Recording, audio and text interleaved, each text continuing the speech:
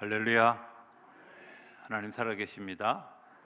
살아계신 그 하나님의 은혜와 평강과 축복이 저와 여러분들과 또 영상으로 예배하는 모든 분들에게 함께하게 되기를 주의 이름으로 축복합니다.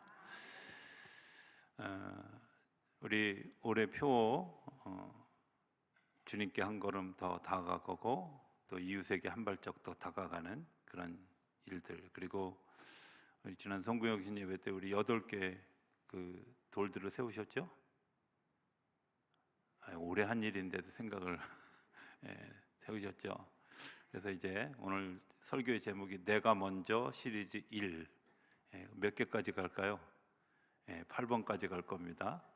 이제 오늘 그 첫 번째 시작, 인사에 대한 이야기를 하려고 합니다. 인사한다는 게 뭘까? 제가 인사라는 말을 우리나라 국어사전에서 이렇게 찾아봤더니 인사하는 것, 이런 것들이라고 얘기하더라고요. 첫 번째는 마주대하거나 헤어질 때 예를 표하는 그런 말이나 행동, 또 두 번째는 처음 만나는 사람끼리 서로 이름을 통해 자기를 소개한 그런 말이나 행동, 또 세 번째는 입은 은혜를 갚거나 취할 일 따위에 대하여 예의를 차리고 또 그렇게 말하는 것이나 행동하는 것이다.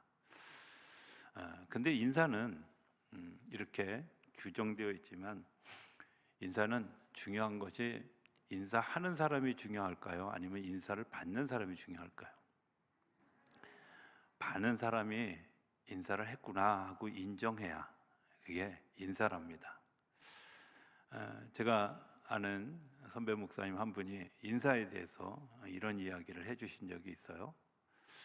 저도 이제 나름 그래도 어려서부터 저희 집에서는 아침에 일어나면 부모님께 안녕히 주무셨어요 인사하고, 학교 갈 때 다녀오겠습니다 인사하고, 학교 갔다 오면 다녀왔습니다 인사하고, 식사하셨습니까 뭐 이런 거 묻는 아주 숨 막히는 그런 집에서 자라서 인사를 잘 한다고 생각했는데, 그 목사님의 이야기를 듣고 제가 충격을 받았어요.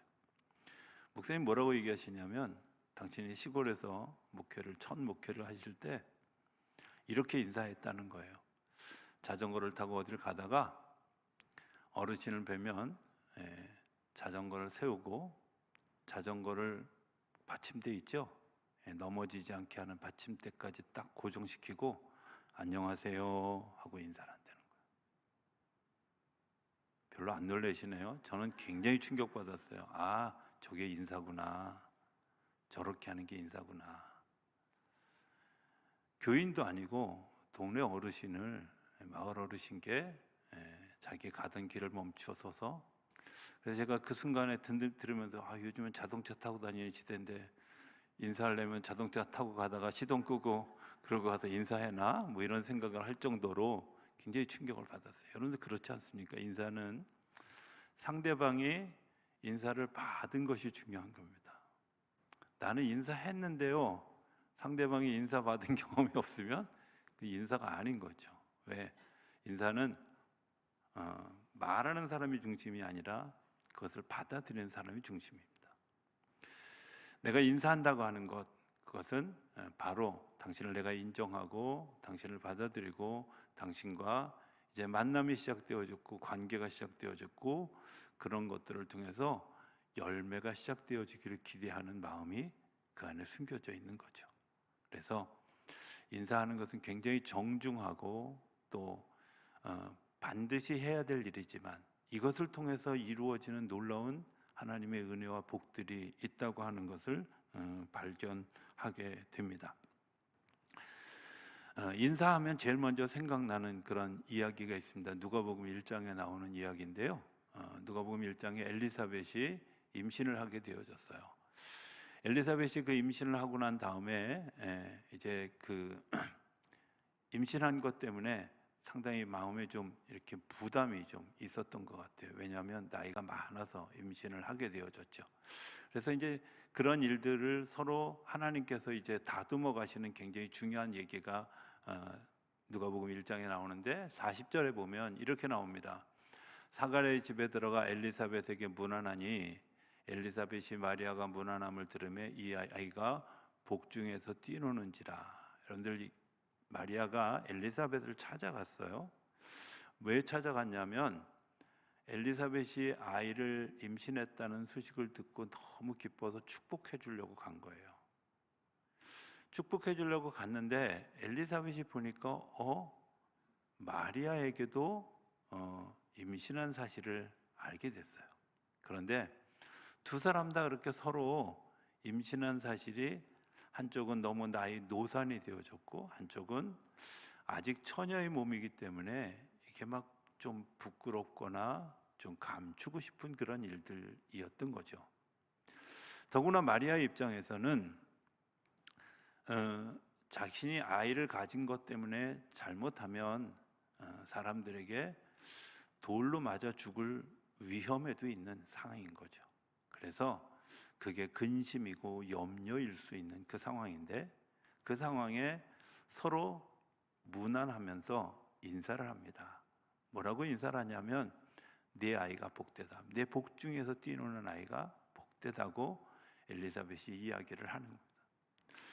근데 이 작은 인사, 말 한마디의 인사가 굉장히 두 사람에게 주는 시너지, 그리고 두 사람에게 주는 마음의 위로가 컸다는 거죠. 이게 사람의 일이 아니라 뭔가 또 다른 세계에서 일어나는 하나님의 일이구나 하는 것을 확인할 수 있는 시간이었어요. 그냥 지나가듯 인사한 그 작은 인사 하나가 때로는 죽을 위기에 서 있는 사람을 다시 일으켜 세우기도 하고, 내가 근심하고 염려하는 일들이 확신으로 바뀌어져 가기도 하고, 그리고 내 마음속에 불안하고 염려했던 일들이 찬송으로 바뀌어져 가는 일들이 일어나게 된, 저는 그래서 성도들의 인사가 되게 중요하죠.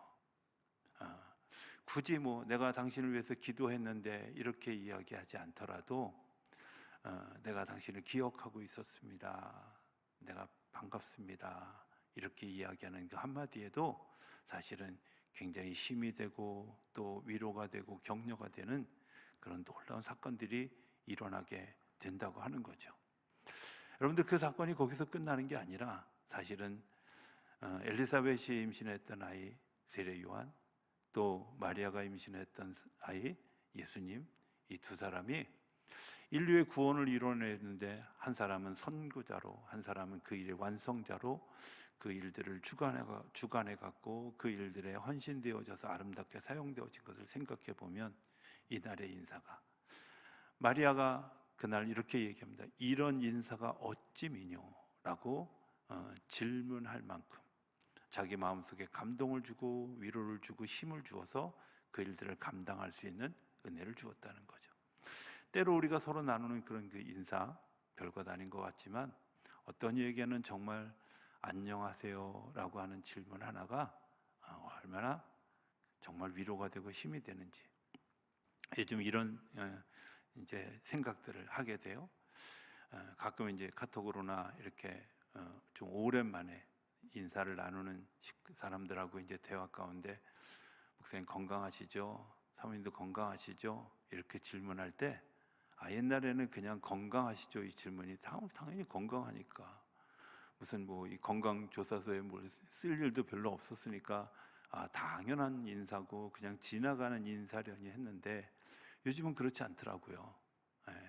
사모님 건강하시죠? 이 한마디가 정말 그들에게 저에게 던져준 그 한마디가 굉장히 힘이 되고 위로가 되어지고, 그것 때문에 서로의 마음을 나눌 수 있는 중요한 도구가 되어지더라고 하는 사실을 발견하게 되는 거죠. 우리가 처음 하는 그런 인사들, 아마 그 인사 속에는 하나님께서 서로가 서로를 격려하고 세우는 또 다른 매개체가 되는 그런 놀라운 힘이 있는 줄로 믿습니다. 그런 일들이 일어나기 때문에 올해 우리가 제일 먼저 생각했던 것, 내가 먼저 미소로 인사하기, 이렇게 우리가 서로 이야기했죠, 그죠? 기억 안 나시나요? 네, 기억나게 하려고 제가 내가 먼저 미소로 먼저 하는 겁니다. 인사는 먼저 하는 겁니다. 내가 어른인데 내가 어떻게 먼저 해? 이게 아니라 그냥 하는 겁니다. 먼저 본 사람이 하는 거죠, 그죠? 자, 그런데 오늘 본문에는 이렇게 얘기합니다. 누구든지 이 교훈을 가지지 않고 너희에게 나아가거든, 한번 띄워봐 주실래요? 너희에게 나아가거든 그들 집에 들이지도 말고 인사도 하지 말라. 인사하지 마는 얘기를 좀 해요. 왜 인사하지 말라고 얘기하냐면 이방의 생각들, 잘못된 생각들, 이단적 생각들을 가지고 있는 사람들에 대해서 거부하라는 거예요. 받아들이지 말라는 거예요. 여기서 사용되어진 인사라는 단어가 웰컴이라는 단어. 물론 부정적인 의미로 쓰여졌지만 웰컴, 환영한다 이런 의미입니다. 여러분들 우리가 뭘 환영하느냐에 따라서 내 삶이 또 달라지잖아요. 내가 어떻게 마음을 열고 받아들이냐에 따라서 내 삶의 영향력이 달라지죠. 이단과 그렇지 않은 것을 구분하는 여러 가지 방법들이 있습니다. 여러 가지 그런 기초들이 있는데 저는 그거 다 아니어도 쉽게 분별할 수 있는 한 가지 방법이 있다고 생각해요. 그게 뭐냐면 이 이야기가 이런 사상들이 사람과 사람의 생각을 갈라지게 하고 나누어 놓고 분열하게 하고 하는 생각을 누군가 나에게 전달해 주었다면 여러분들 그거 오늘 본문의 이야기처럼 인사도 하지 말고 받아들이지도 말아야 돼요. 하나님의 말씀은 연합하게 하는 거예요. 하나님의 말씀은 하나 되게 하여지는 거고 연합한 것 때문에 하나님께서 열매를 인사한다는 말, 웰컴한다는 말은 연합되어지는 가장 중요한 도구이기 때문에 그렇습니다. 누가복음 19장에 보면 삭개오라고 하는 사람의 이야기가 나옵니다.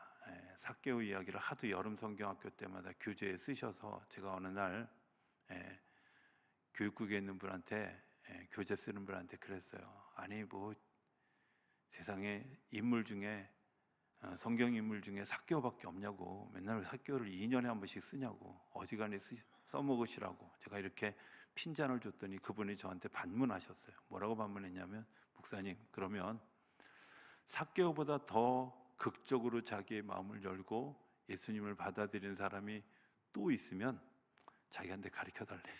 그럼 안 쓰겠다고. 그리고 생각해 보니까 삭개오 이야기만큼 아주 극적이고 감동적인 이야기가 별로 없는 거예요.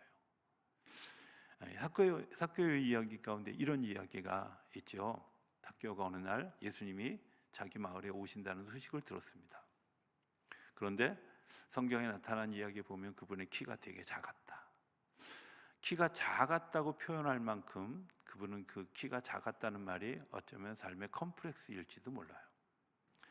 근데 삶의 컴플렉스가 있는 사람들의 이제 특징이 뭐냐면 다른 것으로 자기의 삶에 좀 프라이드를 채워가려고 하는 마음이 있지 않겠어요? 내가 이게 좀 부족하면 다른 걸 좀 채워서 나의 이 연약함을, 이 부족함을 드러내고 싶지 않은 그런 마음들이 있어요. 그러니까 자기를 인정하지 않으려고 하는 거죠. 자기 존재를. 그래서 어쨌든 그랬는지 모르지만 그는 굉장히 큰 부자가 되어졌고, 부자가 되었지만 여전히 자기는 배고프고 목이 마른 거예요. 그런데 어느 날 예수님이 자기 마을에 오신다는 이야기를 듣고 예수님을 만나러 가야 되는데 내가 아무리 봐도 주목받을 만한 뭐가 없잖아요. 그래서 사람들이 주목받을 만한 무언가 있게 하기 위해서 더 화려하게 자기를 치장하려고 하는 사람도 있고요. 막 머리를 막 이상하게 이렇게 아주 더 막 이렇게 히피처럼 이렇게 만들기도 하고요. 이러잖아요, 그죠? 잠깐 이런 일들, 눈이 좀 드러나는 일들. 그런데 삭개오가 자기 생각해봤을 때 내가 눈에 드러날 수 있는 좋은 방법이 뭘까라고 생각했던 것이 그가 나무 위에 올라가는 일이다. 이렇게 생각하고 돌감람나무 위에 올라가서 예수님을 맞이하죠. 예수님이 지나가면서 이제 그 삭개오를 보게 됩니다. 저는 예수님이 굉장히 해안이 굉장히 있다, 굉장히 영적 능력이 있다 이렇게 생각하는 게 그 가난한 사람, 목마른 사람, 그리고 만나기를 갈망하는 사람을 알아보는 눈이죠. 지금도 우리에게 그런 눈을 가지고 우리를 바라보고 계시는 줄로 믿습니다. 내가 어떤 마음을 가지고 갈망하고 있다면 당연히 주님은 우리에게 주목하시고 우리의 목마름에 응답해 주실 거라고 생각이 되어집니다. 어쨌든 돌감람나무 위에 올라가 있는 삭개오를 바라보면서 예수님이 두 가지 얘기를 합니다. 삭개오야, 내려오라. 내려오라. 왜 내려오라 그랬을까요? 나는 너 있는 그대로가 좋아. 너는 있는 그대로의 내가 너야 하는 거죠. 나는 그 너를 축복해. 너를 특별한 존재로 생각해. 이렇게 얘기하는 거예요. 여러분들, 우리가 내가 좀 부족해 보이고 내가 이것 때문에 참 사람들 앞에서 인정받지 못하고 내가 대단한 환영을 받지 못하는 사람이야 라고 생각하는 그런 일들, 그런데요, 그게 나의 부끄러움이 아니라 하나님께서 나를 세우기 위한 또 다른 도구인 것을 기억하고 내 삶의 자리에 내려서는 일이 너무 중요한 거예요. 그걸 인정하는 거죠. 아니, 내가 부족해요. 내가 연약해요. 그런데 내가 부족하고 연약한 것에서 내가 컴플렉스를 찾는 사람이 그것 때문에 그것을 감추고 다른 것을 하려고 하면 자기를 잊어버리게 되죠. 이런 사람도 있어요. 저같이 좀 이렇게 찐호박같이 생긴 사람들은 외모 컴플렉스가 있는 반면에 어떤 분은 너무 잘생기고 또 너무 예쁘게 생겨가지고 컴플렉스가 있는 분들도 있어요. 대부분 표정이 그런 사람이 어디 있어요? 이런 표정을 짓는데 실제로 있어요. 자기가 정말 너무 이쁘고 잘생긴 것 때문에. 제가 아는 후배 우리 제자 목사 한 분은 제가 그 친구 만날 때마다 늘 얘기해요. 너는 절대 여성교회 근처도 가지 마라. 괜히 너 보고 저기 사각 깎다가 손 비는 사람들 생긴다. 제발 좀 가까이 가지 마라. 이렇게 얘기하는 친구가 있어요. 저는 그 친구 볼 때마다 그런 컴플렉스가 있을 거라고 생각해요. 저는 그런 사람들이 있어요. 그런데 중요한 건 내가 있는 그대로 인정하는 거예요. 그래, 나는 그래. 그런데 중요한 건 뭐냐? 주님이 그 다음에 하신 말이에요. 오늘 내가 내 집에 유하여야 되겠다 라고 말씀하셨을 때, 예, 주님 오십시오 하고 주님을 환영하는 거예요. 내 모습이 있는 그대로는 내가 연약하고 부족하고 내가 뭔가 흠집이 있고 내가 이게 컴플렉스가 되어지지만, 주님께서 내 안에 들어오시면 그 컴플렉스가 장점으로 바뀌어지는 일들이 일어나게 될 거라고 기대하는 거죠. 여러분들, 이게 인사예요. 웰컴하는 거예요. 주님 제 안에 오십시오. 내가 내 집에 유하여야 되겠다. 예, 주님 저희 집에 오십시오 하고 환영하고 받아들이는 일들을 통해서 일어나는 그 놀라운 변화들이 일어나게 되어지는데, 어떤 변화가 일어나게 되어졌냐면, 그 집에 들어서자마자 삭개오가 예수님이 아무 말씀 안 하셨는데 단지 집에 들어온 것만으로도 자기의 마음에 변화가 일어났어요. 어떤 변화가 일어났냐면, 주님, 제가 혹시 남에게 무엇을 빼앗거나 토색한 일이 있으면 그것을 4배로 갚겠습니다. 제 재산의 절반을 나눠서 가난한 사람들에게 나눠주겠습니다. 누가 뭐라 그랬어요? 아무 말도 안 했는데 그의 마음에 감동이 일어나서, 하나님, 내가 가지고 있는 이 장점들을, 내가 가지고 있는 이 귀한 것들을 내가 이제 하나님을 위해서, 내가 이웃을 위해서 쓰겠습니다 하고 마음의 변화가 일어나기 시작했어요. 여러분들, 그 마음의 변화가 일어난 게 이단적인 요소일까요? 아니에요. 나와 이웃과 담을 쌓고 있는 것들을 무너뜨렸고요, 나와 이웃과 라고 하는 과가 끼어 있는 그 사이를 빼어버리고 우리가 되어줄 수 있는 마음을 바꿔주신 거예요. 토색당한 사람도 너와 내가 아니라 우리고, 가난한 사람도 너와 내가 아니고 우리고, 너와 내가 다른 사람이 아니라 그리스도 안에서 우리라는 사실을 발견하게 되어지고, 뭐 때문에? 주님을 내가 웰컴하고 환영한 것 때문에. 오늘 우리들의 삶에 그 웰컴하고 환영하는 일들이, 내가 그 하나님에 대해서, 하나님의 진리에 대해서 웰컴하고 환영한 것 때문에 우리 삶에 어떤 변화가 일어나냐? 연합된 마음, 하나 되는 마음, 그리고 하나님께서 역사하시는 그런 마음들이 우리 안에 일어나게 되어지는 거죠. 미국에는 법적으로 결혼식의 주례를 목사나 신부만 하도록 되어져 있습니다. 그래서 라스베가스에 가보면, 그 라스베가스에 이렇게 하룻밤 사랑을 나누고 뭐 결혼하기로 결심한 사람들을 위해서 라스베가스의 작은 교회들, 결혼을 전문으로 하는, 결혼식만 전문으로 하는 그런 작은 교회들이 있어요. 여러분들이 안 보셨다고 제가 거짓말하는 게 아니라 실제로 있어요.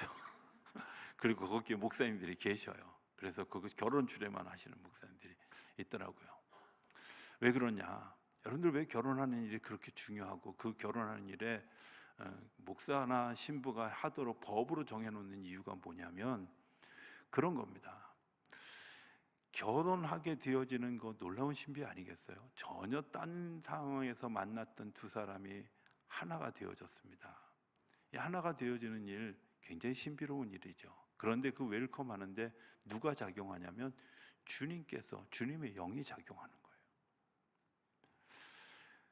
주님의 여기 그 안에 작용해 되어졌을 때 어떤 일들이 일어나냐면 같이 더불어 살아가고 연합되어지고 하나 되어지고, 그리고 때로는 의혹이 온다 할지라도 그것을 이겨갈 믿음과 신뢰가 하나님을 향하여 서 있는 거예요. 하나님을 향하여 설 수 있도록 하기 위해서 영적인 권위를 가진 이들이 주례를 하도록 법령으로 정해놓은 거죠. 왜? 연합하게 하는 힘은 웰컴하게 하는 건데, 그 웰컴을 하게 하기 위해서 주님이 우리 안에 들어오실 때 제가 환영하고, 환영할 때 삭개오처럼 그런 삶의 변화들이 일어나게 되어져서, 결혼해서 10년, 20년, 30년을 살아간다는 건 사실 쉬운 일은 아닙니다. 그런데 놀라운 건 거기에 하나님의 신비가 있죠. 그죠? 예. 정말 신비한 건요, 부부싸움을 열심히 싸우고 그 다음날 아침에 같이 밥 먹는다는 거예요. 놀랍죠. 저는 그런 신비 중에 신비가 그런 거라고 생각해요. 하나님의 신비가 놀랍다. 정말 여러분들 살면서 연합하게 할 요소가 훨씬 많겠어요? 헤어지게 할 요소가 더 많겠어요? 헤어지게 할 요소가 훨씬 많은데도 불구하고 끝까지 살아갈 수 있는 이유는 뭐예요? 하나님의 축복하심이 그 안에 있는 거예요. 여러분들 아내가 아직 신앙생활 안 합니까? 기도하세요. 남편이 아직 신앙생활 안 합니까? 기도하세요. 그것이 부부가 연합되어지게 하나 되어지게 하는 굉장히 중요한. 자, 이 웰컴이 이제 또 다른 웰컴 하나로 발전되어지게 되는데, 그건 이제 아브라함에게서 나옵니다. 아브라함이 어느 날 이런 일이 있었습니다. 아브라함의 이야기가 우리 한번 창세기 18장에 나오는데 한번 좀 올려. 여호와께서 마므레의 상수리 나무들이 있는 곳에서 아브라함에게 나타나시니라. 날이 뜨거울 때 그가 장막문에 앉아 있다가 눈을 들어본즉 사람 셋이 맞은편에 서 있는지라. 그가 그들을 보자 곧 장막문에 달려나가 영접하며 몸을 땅에 굽혀 이르되 내 주여 내가 주께 은혜를 입었사오면 원하건대 종을 떠나 지나가지 마시옵고. 이렇게 얘기해요. 자, 여기 이제 본문 요 성경 가운데 보면 이런 이야기들이 있어요. 하나님이 나타나셨다 하고 전제를 던져주고, 하나님이 나타나셨는데 어떻게 나타나셨냐면 2절부터예요. 하나님이 어떻게 나타나셨냐면 그가 앉아서 이렇게 쳐다보고 있는데 사람 셋이 지나가는 걸 보게 됐어요. 그리고 그 사람 셋이 지나가는 걸 아브라함이 보고 막 달려가서 그들에게 몸을 굽혀서 제발 우리 집에 머물다 가주십시오 라고 이야기해요. 근데 히브리서 기자는 이 이야기를 뭐라고 해석하냐면, 히브리서 11장에 그가 부지 중에 천사를 대접하였다가 하나님의 복을 누렸다. 그러니까 그때 아브라함은 이분이 하나님의 사자인 줄 알았을까요? 몰랐을까요? 몰랐어요. 그런데 저기 저 사람 세 사람을 그냥 보내면 안 되겠다, 이런 생각이 들었던 거죠. 그리고 그 들은 그 마음을 가지고 달려나가서 그를 환영하고 맞아들인 거예요. 요즘 이제 예배학 용어에서 환대라고 하는데, 환영하고 그들을 접대한다, 이런 의미거든요. 환대했거든요. 자, 근데 이 환대하는 일들, 유대인들의 6가지 덕목이 있어요. 6가지 덕목이 있는데 그게 뭐냐면, 첫 번째는 기도하는 일들, 두 번째는 자녀들에게 성경을 하나님의 말씀을 잘 가르치는 일들, 세 번째는 다른 사람들의 장점을 발견하고 잘 칭찬하는 일들, 네 번째는 자기가 무언가를 알기 위해서 열심히 공부하는 일들, 다섯 번째는 손님을 대접하는 일들, 여섯 번째는 환자를 격려하고 방문해서 그들을 위로하는 일들. 이게 6가지 덕목이에요. 그런데 이 손님을 대접한다는 의미에는 어떤 의미가 있냐면, 손님은 우리 집에 복을 들고 오시는 복된 사람이다라는 인식이 있는 거예요. 마태복음 10장에도 예수님이 제자들을 파송하면서 뭐라 그랬어요? 너희가 남의 집에 가거든 제일 먼저 뭐 하라고요? 그 안에 평안을 빌라고, 복을 빌라고. 남의 집에 가는 사람, 그냥 초대되어 갔는데, 초대되어 가서 여러분들 그 집에 가서 기도하면서 이 집 잘 되나 봐라 이렇게 기도하는 사람들 없잖아요. 그죠? 하나님 이 집 잘 되게 해주세요, 복되게 해주세요, 하나님의 평안이 임하게 해주세요, 이렇게 기도하시죠? 여러분들 그런 것처럼 우리 안에 그런 인사가 주어지는 것, 그것처럼 그 사람들이 우리 집에 찾아오는 손님도 그것을 환대하는 이유는 그분들이 그렇게 복을 빌었을 때, 그렇게 되어졌을 때 하나님께서 주시는 놀라운 복이 그 안에 일어나는 거죠.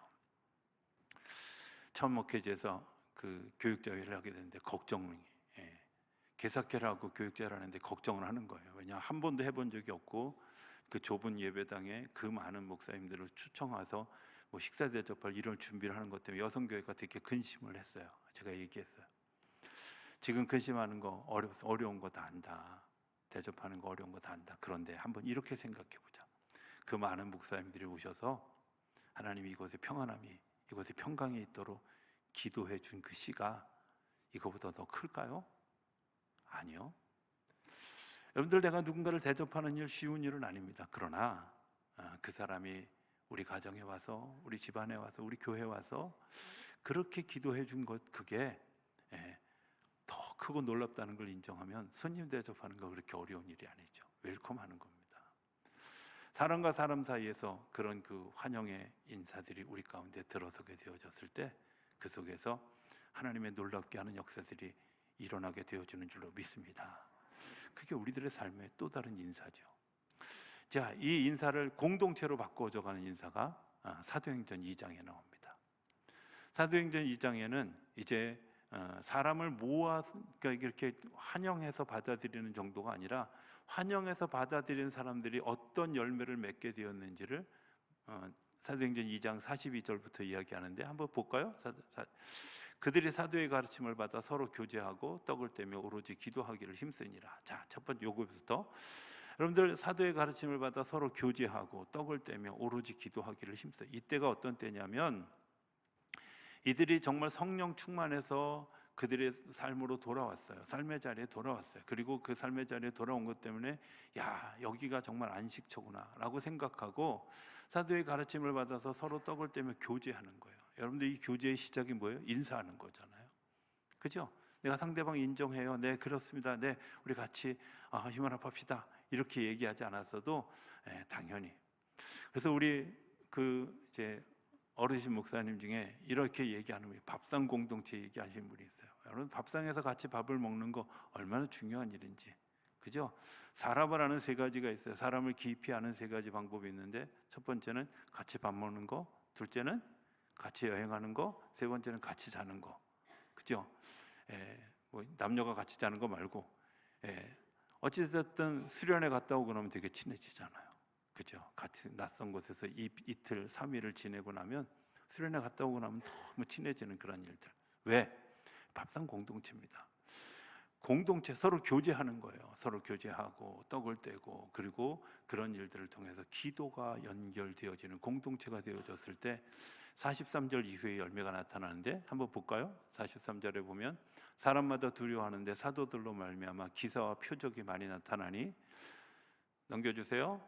믿는 사람이 다 함께 있어 모든 물건을 서로 통용하고 또 재산과 소유를 팔아 각 사람의 필요를 따라 나눠주며 날마다 마음을 같이 성전에 모으기를 힘쓰고 집에서 떡을 떼며 기쁨과 순전한 마음으로 음식을 먹고, 47절 하나님을 찬미하며 또 온 백성에게 칭송을 받으니 주께서 구원받는 사람을 날마다 더하게 하시니라.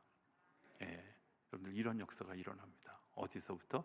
인사하는 데서부터. 인사는 관계의 씨앗입니다. 그 인사가 우리 안에 시작되어졌을 때 하나님이 점점 영역이 넓어지고 더 깊은 축복된 열매, 그리고 축복된 역사로 우리를 이끌고 가실 줄로 믿습니다. 우리가 지금은 그렇게 보이지 않는 것 같지만, 희망적으로 보이지 않는 것 같지만, 이 작은 섬김, 작은 인사 하나가 우리의 삶을 바꾸고 생각을 바꾸고 환경을 바꾸는 일들이 일어나게 되어지죠. 처음에는 그냥 단순하게 시작한 인사, 그런데 그게 서로의 마음에 감동을 주어졌을 때 그렇구나. 제가 아까도 설명했지만 건강을 묻는 사람들의 질문에 대해서 저는 그렇게 크게 마음에 와닿지 않았어요. 그런데 정작 아픔을 겪고 나니까 그게 정말 귀한 인사였구나. 안녕하십니까? 라는 인사 생각해보면 안녕하지요, 다. 그런데 지난밤에 정말 죽을 위기를 지난 사람에게 맞이한 아침은 정말 안녕한 거예요. 그렇죠? 건강하시죠? 한마디, 건강한 사람들에게는 별로 중요한 것 같지 않지만 건강하지 않은 삶을 사람에게는 그 한마디가 정말 큰 위로가 되어지는, 상대방에게 고개를 숙여서 인사하는 것 별거 아닌 것 같지만 때로는 저 사람이 나를 저렇게 인정해 준 것 때문에 내가 힘이나 용기가 나 하고 무난해 준 것 때문에 내 안에 주님께서 주시는 위로가 시작되어지고, 그것을 내가 웰컴하고 받아들일 때 우리 안에서 또 놀라운 변화가 일어나는 것을 우리가 보지 않았습니까? 그게 예수님이 아니고 사람일지라도 그 사람을 통해서 역사하시는 하나님의 일들이 우리 안에 웰컴되어질 때 하나님께서 주시는 또 다른 놀라운 역사가 일어나게 되는 줄로 믿습니다. 이야기 할 만하고 설교를 마치기 원합니다. 평화의 땅 들어가는 그 입구에 보면 그림 하나가 있죠.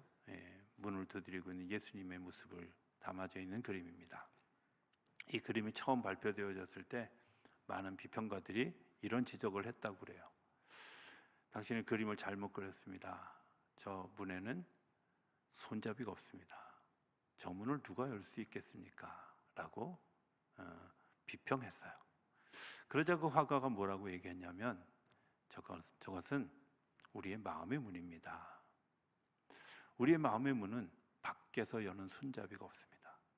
그래서 내가 열지 않으면 아무도 내 마음속에 들어올 수가 없습니다. 그래서 주님께서 등불을 밝혀들고 우리의 마음의 문을 두드리는 것, 저 주님이 우리의 마음의 문을 두드리는 것, 그 마음의 문을 여는 것은 내가 안에 있는 손잡이로 내 마음의 문을 열어야만 저분이 들어오실 수 있습니다. 이렇게 얘기했다는 거예요. 그렇죠. 우리가 주님을 받아들이는 성령께서 우리 안에 들어오시는 거, 우리가 웰컴하고 환영할 때 들어오시는 거지, 내 마음에 의심, 염려, 근심, 두려움 이런 것들로 가득 차 있을 때는 성령께서 우리 안에 들어오실 수가 없습니다. 주님, 제가 마음을 엽니다. 내 안에 오십시오. 제가 주님을 찬양합니다. 내 안에 오십시오. 내가 주님의 이름을 부릅니다. 내 안에 오십시오. 우리의 마음을 열 때 주님께서 우리 안에 들어오셔서 성령의 씨앗을 뿌려주시고, 또 줄기가 자라게 하시고 열매가 맺게 하시고 확장된 공동체를 만들어가는 놀라운 일들을 열어가실 줄로 믿습니다.